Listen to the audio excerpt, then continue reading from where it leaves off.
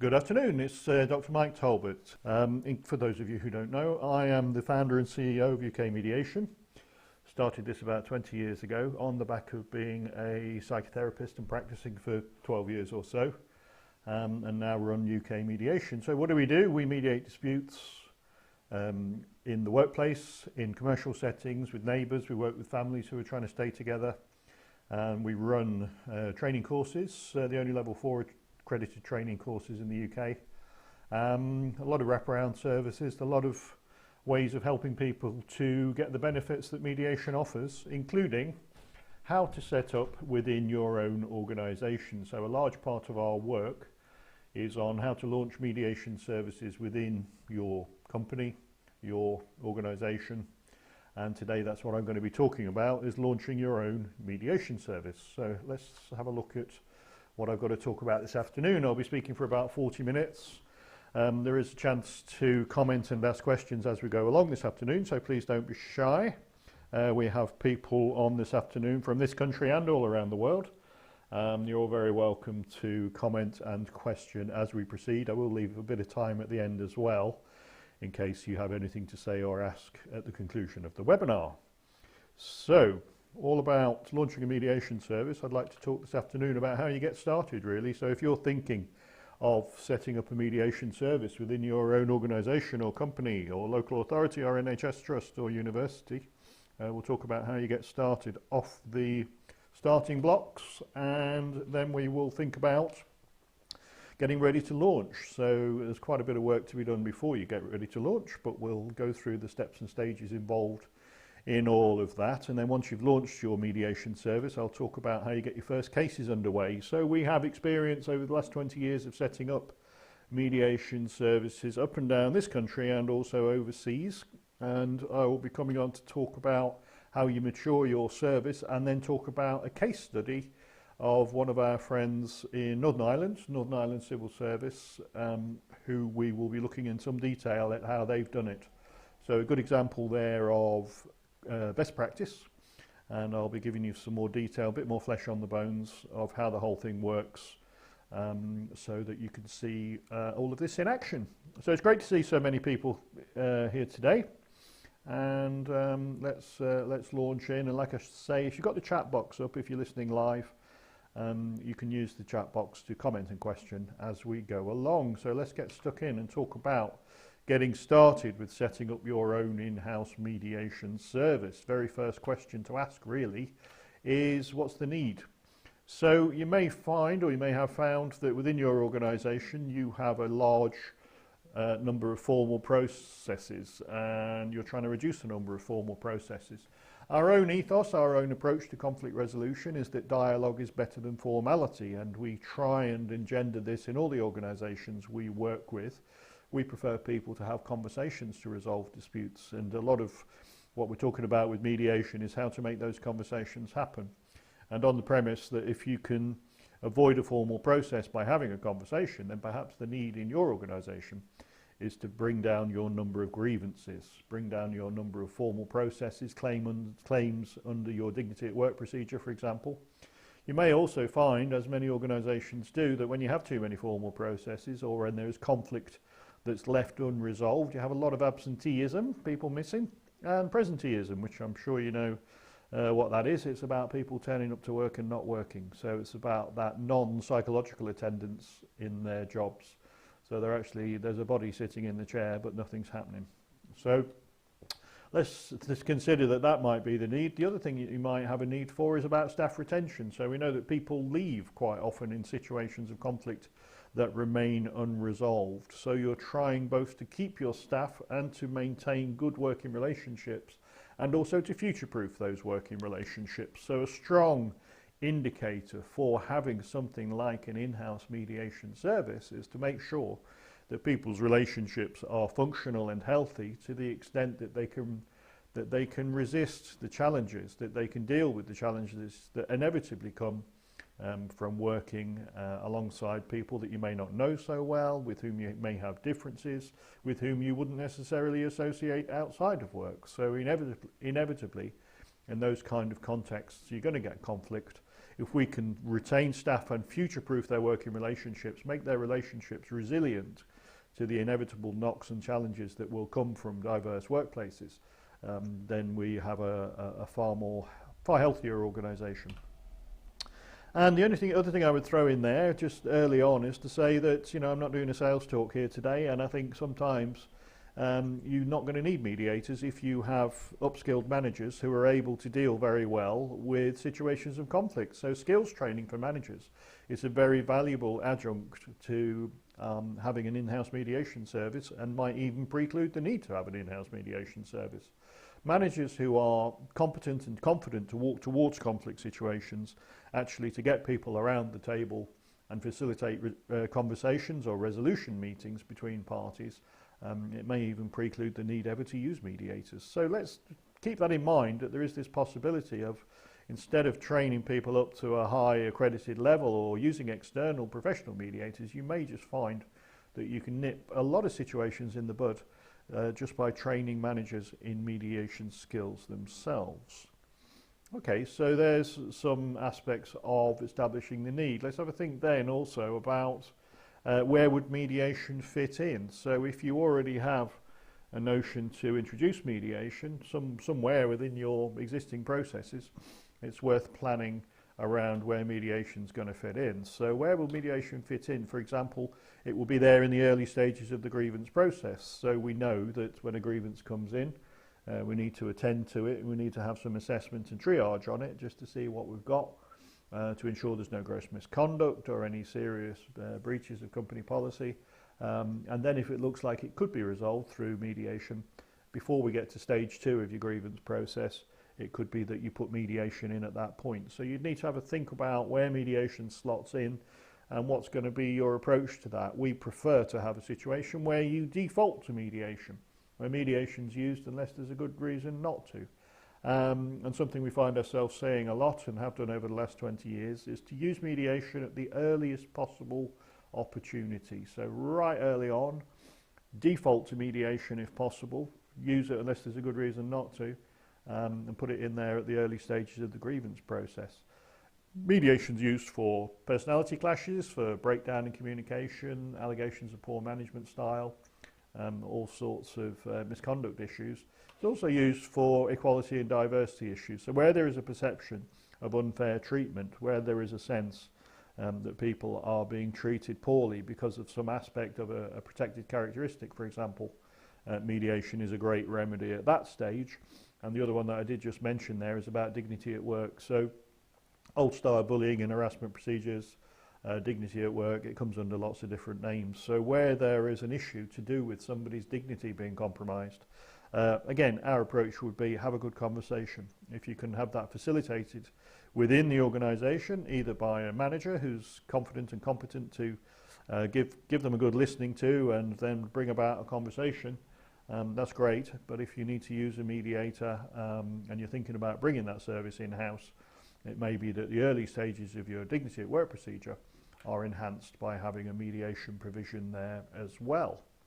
So we've looked at the need, we're thinking about mediation, where mediation is going to fit in. So it sounds like quite a bit of work up front, and I'm not finished yet because there are more things to talk about in terms of getting started in this planning and setting the trajectory for introducing mediation into your own systems and into your own organisation. What we have found makes a big difference between schemes that are successful and schemes that are less successful is the presence of a mediation champion. So this is an individual who within the organisation takes this role of being the ambassador for the service. So he or she carries the flag for mediation within your organisation. So it's quite important that the provision doesn't just get passed around. It may be that it's not the best place for it to live within your HR department. A bit contentious, I know, but maybe people would view mediation as part, if it's part of or appears to be part of an HR process, they'd have less trust and confidence in it.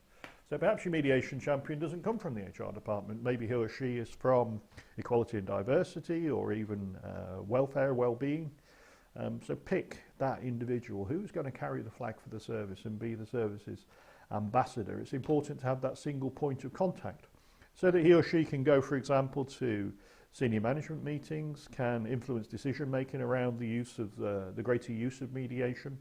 A single point of contact, somebody that your workforce identify as being the champion, the flag bearer for your mediation service.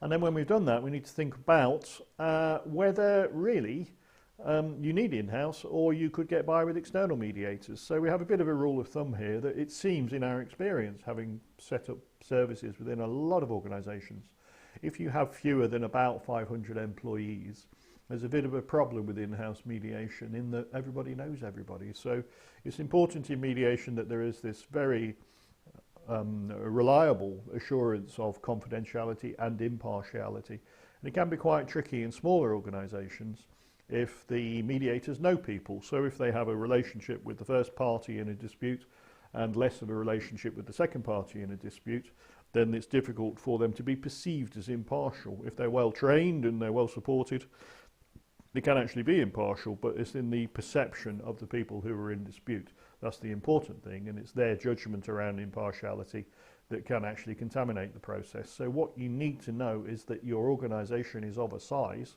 where you can have an in-house provision and give people this assurance that confidentiality will be maintained and that your mediators will be impartial and won't have these pre-existing relationships with one or both of the disputing parties. So an aspect of that then is the number of employees in order to engender the trust and confidence in the service. And for a lot of organisations we work with, they actually have a combination of these two things. So we've helped them to set up their internal provision, but there are occasions when they bring us in as external mediators. It might be where there are particularly sensitive situations, where there are situations that are about to go or are already in the media.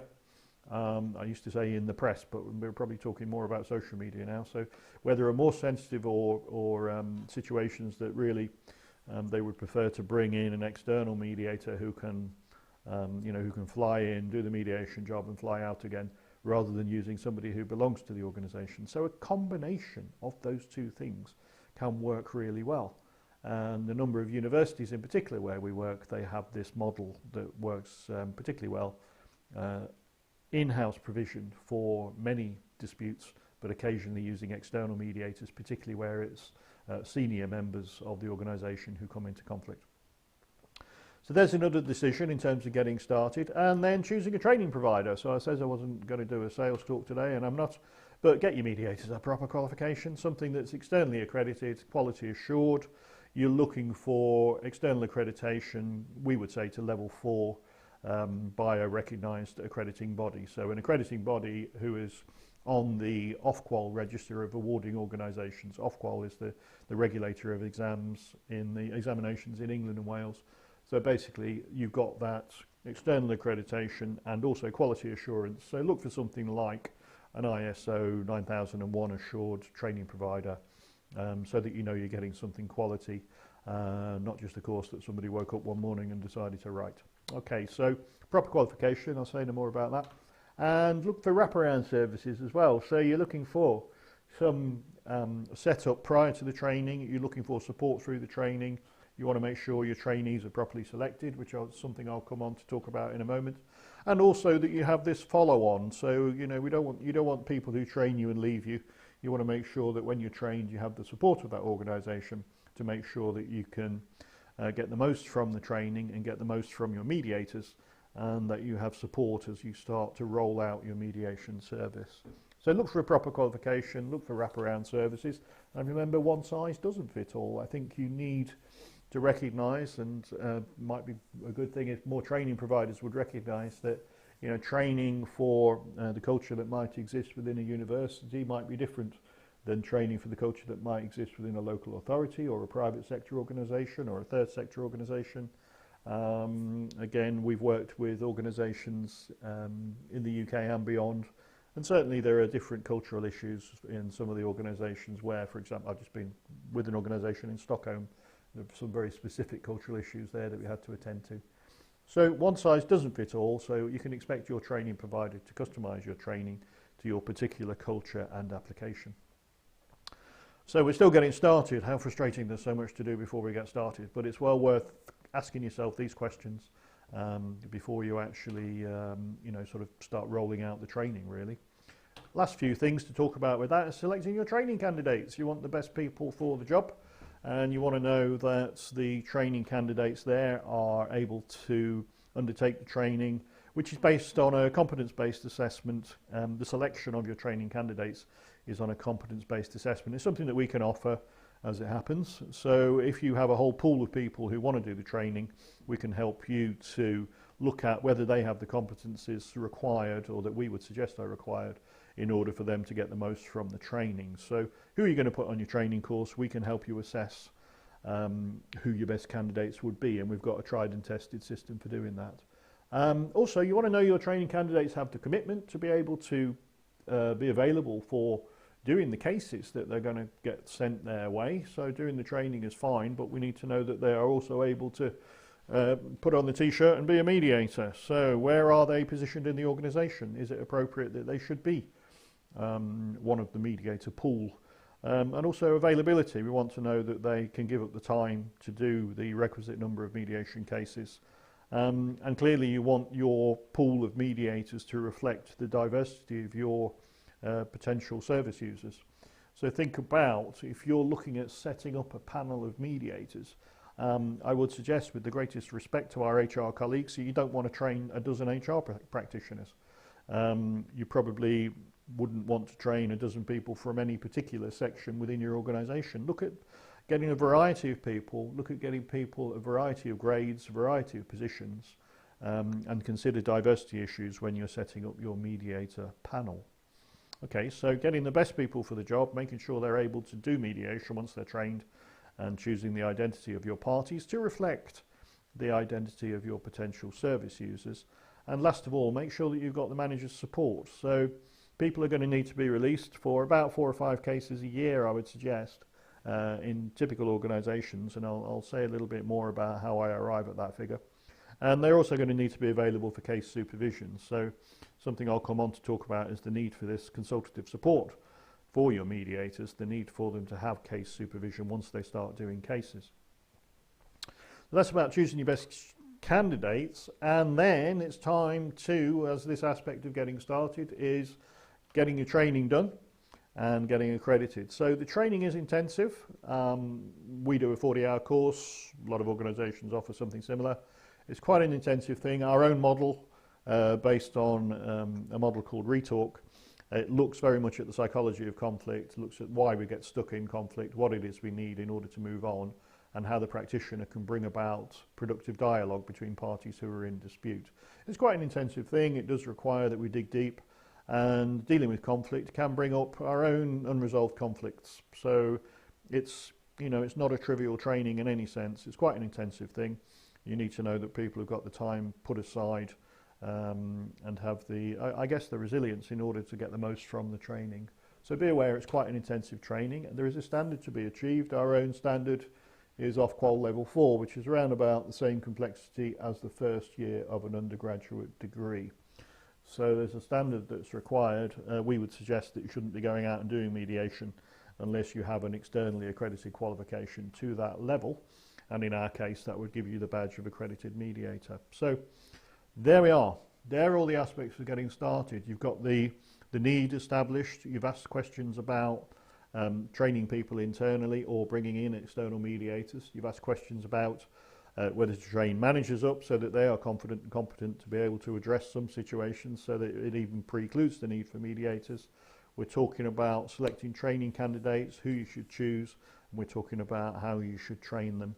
And all of this is as you're just on the starting blocks, ready to think about these important aspects of setting up your in-house mediation service. So let's suppose you've done all that, and then we are ready to launch, ready to get started with your in-house mediation service. Let's think about how that would look. So we're ready to launch. You want to hit the ground running, really. So by the time you finish your training, you want to sort of be ready to go. You need your paperwork, you need some procedures in place, you want to have some protocols for how you're going to take and run mediation cases. And I would suggest you need this in place prior to the award ceremony. It would be a big mistake to make, to train everybody up and they're stood there with their certificates, and then you go, okay, what should we do with this then? So again, trying not to be too salesy here today, but we can give you all of that as part of your training course. You get all the templates, paperwork, protocols, procedures, anything we've got you can have.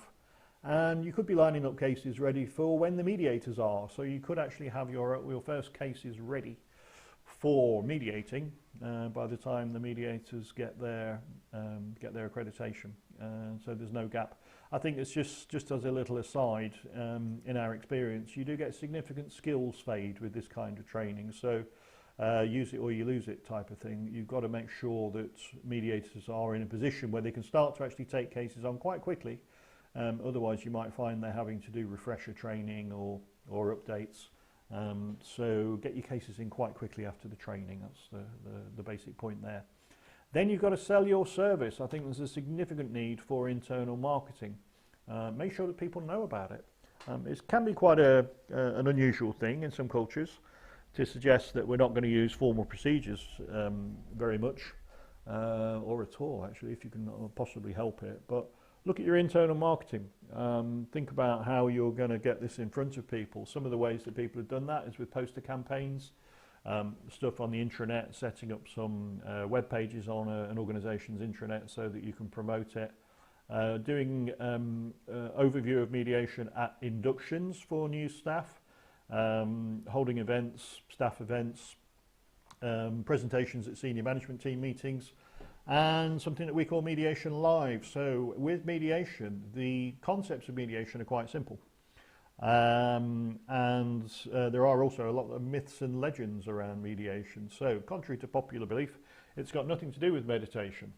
There's an unfortunate word. It looks a little bit like that, and people think it's a soft option or some form of counselling or something like that. So what you need to do actually is to show people what it is. And Mediation Live is a way of showing a sort of a forum theatre style simulation of a mediation case. And we've learned over the years that that's far and away the best way to do it, to get the ideas in people's heads by actually showing them what a mediation looks like by using a live demonstration, forum theatre style, showing people how mediation works. So, you know, if you're into the detail there about how to promote mediation, how to get people to catch on to the idea, show them what it looks like. And of course, the marketing needs to be not just confined to HR. So although your mediation might be used as an early stage to try and preclude formal grievance processes, or to try and preclude formal stages of your dignity at work procedure, you know, it's going to be contacted and contactable in many, many different ways, not just through issues that come to your HR department. So occupational health may pick up issues that could well be referred to mediation. Certainly the counselling service in many organisations is intimately tied up with the mediation service in organisations that we've worked with. So you may find that people who are coming along for counselling, the reason they are in distress is because of conflict with a colleague, or because of allegations of the way that they feel they've been treated by colleagues or by management. So make sure that we are promoting it right across the board. You're promoting it not as strictly speaking, an HR process, but also as an aspect of your welfare provision. Mediation can certainly contribute to the well-being function within your organisation, and your employee assistance programme, EAP, it says here, might have something to do with that as well. So as well as offering the usual sort of debt advice and coaching and counselling in some cases, perhaps the EAP, internal or external, might actually offer mediation as well. But promote it that way, and also promote it alongside trades union colleagues. So a lot of trades union colleagues in organisations we've worked, sometimes one of those guys would actually come along to the training and get trained themselves as mediators. And they can be the best advocates for your mediation service. So use all of the resource you can, market it as broadly as you can. Keep in mind this idea about a mediation champion who's actually going along to SMT meetings and chewing people's ear about the need to make use of the in-house mediation service. And this internal marketing thing, I'm dwelling on it quite a bit because in our experience, quite often that can be the difference between a successful or less successful service, is how much people know about it. And the last point to make about that really before we move on is to get high level buy-in. So I've noticed in a number of organisations that as soon as some of the more senior bods within that organisation start to talk about and start to use the mediation service themselves, you do get buy-in across the organisation. So promotion for the mediation service is really important. And if it can be seen that members of the organisation from the top to the bottom are actually making use of the service and will speak highly of it, you will find you'll get far more buy-in. And clearly, if you're investing money in training and in getting this, the time it takes to set your service up, you want to make sure that it's getting all of the use that it possibly could. So there we are, you're ready to launch. You've got some trained mediators. They've got their nice shiny certificates. We've got the best selected mediators who are perfect for the job, who, they've got the management support to be able to go out there and start doing the first cases. Let's talk about how we go about that and doing your first cases. And let's think about, first of all, co-mediation to start with is a good idea. So getting your mediators to pair up and work together. It's really good for building confidence, what we recommend.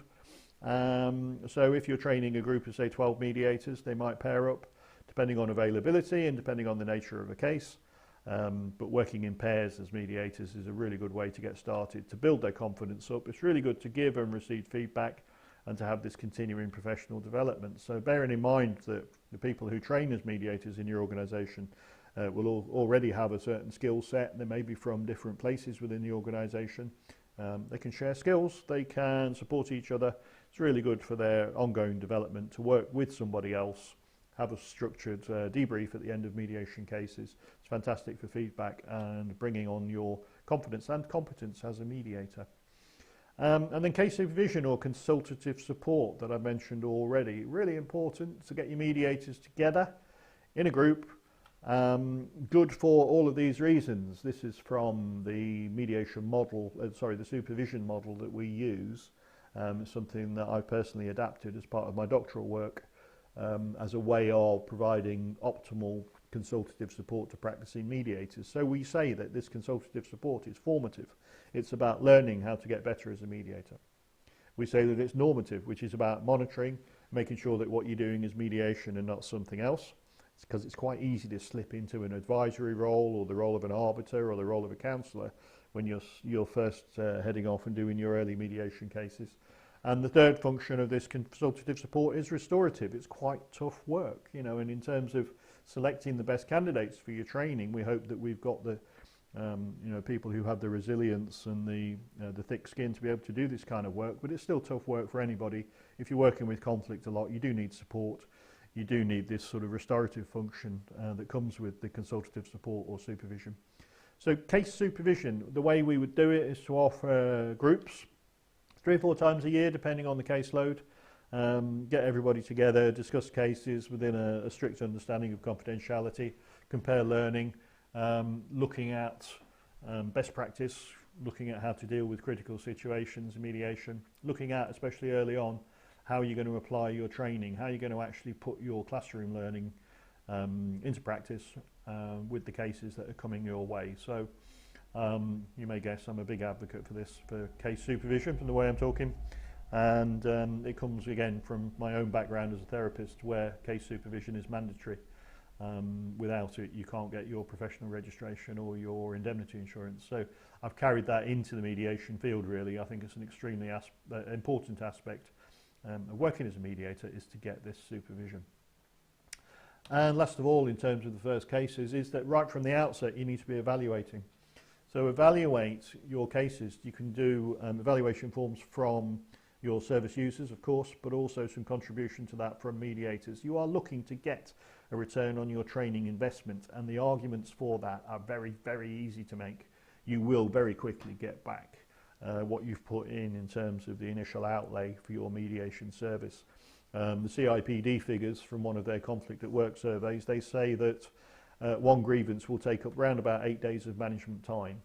So if you cost your management time and look at how much money you're saving each time you preclude a grievance, the arguments are very easy to make. And similarly, around employment tribunals, the CIPD's own figures, they say it takes around 14 days of management time in handling an employment tribunal, and that's not including the cost of legal advice or the cost of actually going to the hearing and the cost of any payouts afterwards. So if you can preclude a few grievances and preclude one tribunal case in your first year, you've easily made back the return on your investment. The other thing about evaluation is making sure you're keeping the standard up. The standard of practice should be high, and again, we can help you with that in some detail. And the reputation of your service. I think it's a key thing, coming back to this idea about marketing your service, about how you do your public relations around this new mediation service you've got in your organisation. You know, once you've set this reputation, you want to keep it up, really. So evaluate right from the start, make sure you're getting your money back, make sure you're providing a good quality product, and keep the reputation of your service high to make sure that you get the referrals. The worst thing you can do is get trained and then nobody comes to the party. So there we have it, and let's say that you're now in a position where you're operating and you're trying to mature your service. You're getting your first few cases through, you've got your mediators coming to case supervision, your marketing is working well, you have partners on board from across your organisation, from wellbeing and from Occupational Health, HR as well, counselling service, EAP, the whole thing's working very well. Let's talk about how you mature your service once it's in there. So we're going ahead a little bit, but I say case supervision is for life. Sounds like I'm banging that drum quite a lot today around case supervision. And as mediators take on more complex and challenging cases, of course, you know, they're going to need that support to continue to learn from one another. And also you might find that you're having to induct new mediators to replace people that leave the organisation or people that move on or get different roles. And as that happens, and as people get more and more cases under their belt, what can be good is for your mediators to aspire to a higher level qualification. So we offer a level 5 qualification called Professional Practice in Mediation, or PPM is easier to say, which is when people start to get more and more cases under their belts and they start to get this greater level of competence. We can actually get them some credit for achieving this caseload. So once they've got a throughput of cases, we can assess them on their practice, and if their practice is good, if they have this reflective approach, if they're able to critically evaluate their own practice and think about their own development as mediators, this shows real maturity as a mediator, and it's something we would encourage people to aspire to, is this higher level qualification once you start getting your experience.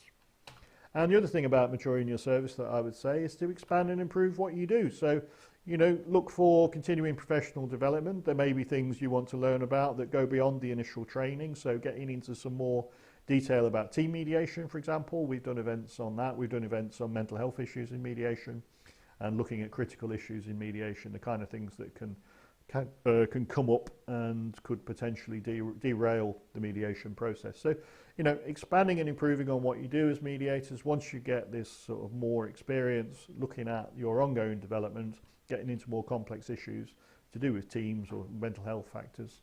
And also, again, you know, the evaluation, getting stuck in there and making sure what you do is what you want to be doing. Let's talk about case studies. So that's the theory. The theory is all there. So how to get started, how to get trained, what to do once you're trained, what to do once you start to get more and more cases.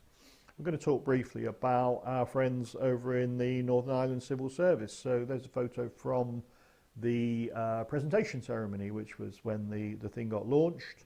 It was on TV there in Belfast, middle of last year. And here's what we did with our friends over there. First of all, we won a competitive tender process and we helped them with candidate selection. So we did quite an extensive candidate selection process that I'll tell you about in a second. We delivered the training, great feedback on the course, and then helped them to launch the mediation service. Let's skip through those bits just to illustrate the kind of things, sorts of principles I've been talking about. Here's what happens when you put them into practice. So first of all, the candidate selection, they had a record number of 173 people wanted to do this training. They're quite a big organisation and people could see it as a really good development opportunity. So that number of people applied. We had a process of selection criteria that we set and a competence-based assessment so that they could get the right people. And it was of benefit to their organisation that we steered that whole process so that they had our independent objective view. It was done in an anonymised way. Everybody just was done with a number. So that we could select which candidates were most suited for taking on the training. In the end, we selected 34 candidates and they went into 3 training groups. We like to train in no more than about a dozen people per group. So with that number of candidates, they went into 3 separate training groups. Training was delivered by our man Neil. You can see him there in that photograph, stood at the back there, and done on site with the Northern Ireland Civil Service. So we went over there to sunny Belfast and delivered it for them. 3 of our courses, which was our Interpersonal Mediation Practitioner certificate, that's our level 4 course. We customised it to their particular application. So again, you know, you want this to be done for your organisation. Make sure you're practicing on cases that are typical or characteristic of the kind of disputes that you're likely to come across. So this is what we did. So we worked with them to generate some fictitious cases based on real situations, so their learners could actually practice on material that was identical to the kind of material they were likely to come across. There's assessment on the course. So you're assessed on course for your skills, and there's a brief post-course assessment for your knowledge as well to achieve this level 4 standard. So that was very briefly how we trained them. It went down very well, and on the course feedback we've got pretty well the very satisfied category across the board. So it went down very well in terms of their satisfaction with the course. You can see there the orange is the very satisfied, so pretty well across the board.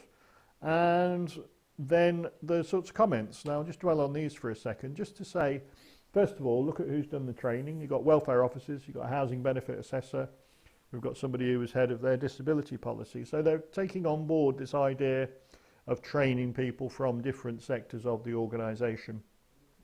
A lot of the people that came on the training were welfare officers, and again, you know, on our suggestion, they spread these welfare officers across the 3 different training groups so that you could get this sense of diversity in the training group in order to reflect the diversity amongst the population who were going to be using the mediation service. So those are some of the nice things they had to say about us following that training. And then they launched their service, and again, very consistent with what we're talking about. They've got all the forms and templates, so they could start practicing immediately, and they were really sort of on the starting blocks by the time they got their certificates in their hands.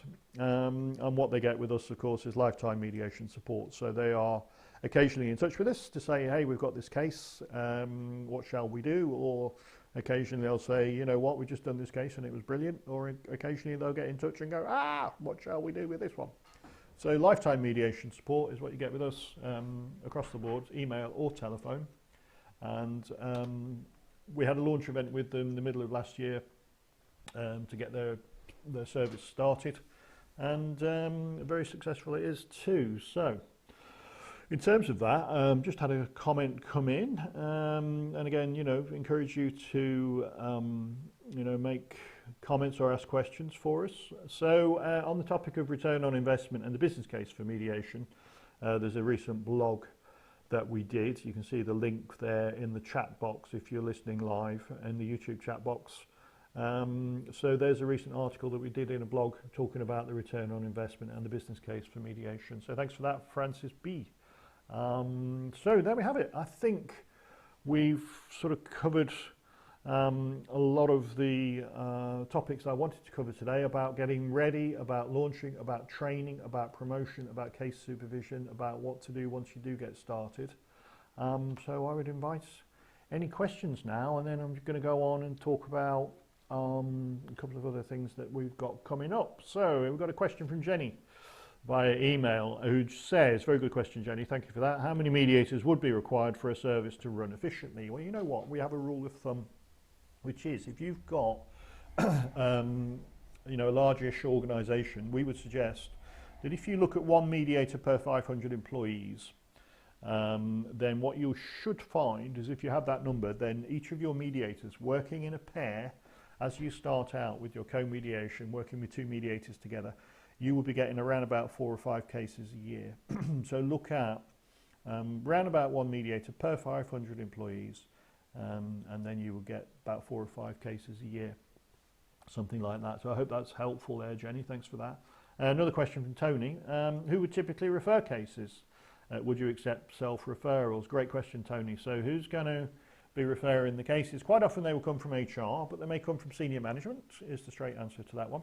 And then you'd need to make a decision about whether to take self-referrals. And I'd look closely at that. So if you have, think of an example there, examples always help. So you've got 2 colleagues in a particular department within your organisation who fall out, and one of them gets in touch with the mediation service and says, I want to go into mediation with my colleague.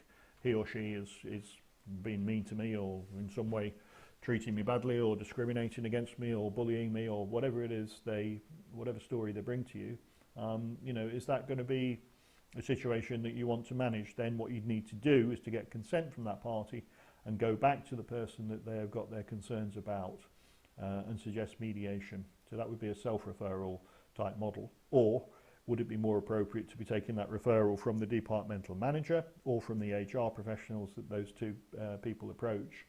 So think about that. It can, if you just do third-party referrals, you can slip into a sort of parent-child type model. Self-referrals gets around that, and it feels a bit more adult to adult if people are asking for some support in order to have a better conversation with a colleague. But there are some risks, and mediation, if we're not careful, it can be used punitively, as though it is treated as a threat. You know, I'm going to take you to mediation type of thing. So it needs a bit of discussion, that. So that's a great question, Tony. Thanks for that. We've had another question from Sam. I'll just do this one because I said I was going to take about 40 minutes. So Sam, thanks for that. You've had problems with mediators knowing one of the parties personally. How do you avoid bias in this situation? And what if the parties are senior to the mediator? Well, the second part of the question first, Sam. It's not a problem if the parties are senior to the mediator. We can provide you with a very robust confidentiality agreement.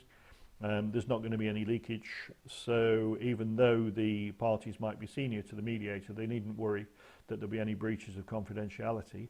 But if the mediators do know the parties personally, that can be a bit of an issue, and some of the benefit of having a panel of, say, 12 mediators across your organisation from different departments, from different sites, from different grades, from different levels of seniority, is that hopefully you'll be able to find somebody that doesn't know the parties. So ideally you should choose your mediator partly on the basis of them being unknown to the parties. So if they do know, it's kind of difficult, and especially if they know one party better than the other, there is definitely going to be a perception of bias there, and what's important is the perception in the minds of the disputing parties.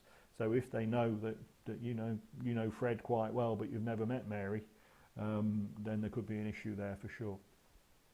So great, go on, and I'll do one more then. Steph Jones. Hi Steph, want to credit it. Is it a requirement to go out and support other businesses, or can you remain in-house? What a great question.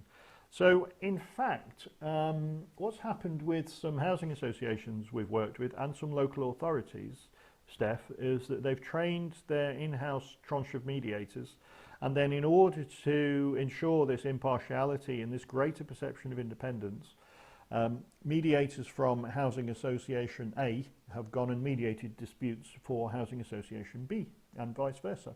That's with neighbourhood mediation and with staff-staff disputes.